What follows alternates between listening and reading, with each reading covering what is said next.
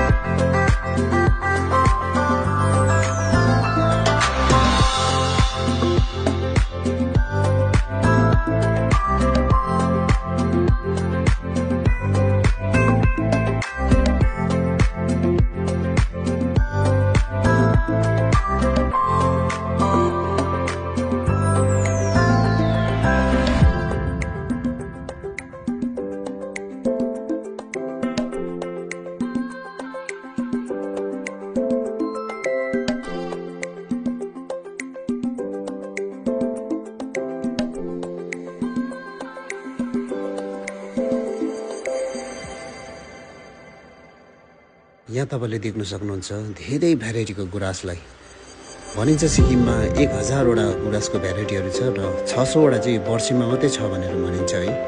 र त्यसै कारणले गर्दा यो वर्षे एउटा छुट्टै किसिमको जग्गा, एउटा रमाइलो जग्गा छ र माइन्डलाई रिफ्रेस गर्नको निम्ति र बडी माइन्डलाई रिजुभेनेट गर्नको निम्ति यो जग्गा अवश्य पनि भिजिट गर्ने महसुस भइरहेको छ मलाई। यहाँ आउनुभयो भने तपाईँले धेरै आनन्द उठाउन सक्नुहुन्छ, धेरै खुसी तपाईँले महसुस गर्न सक्नुहुन्छ फुलहरू यो गुराँसहरूलाई देखेर।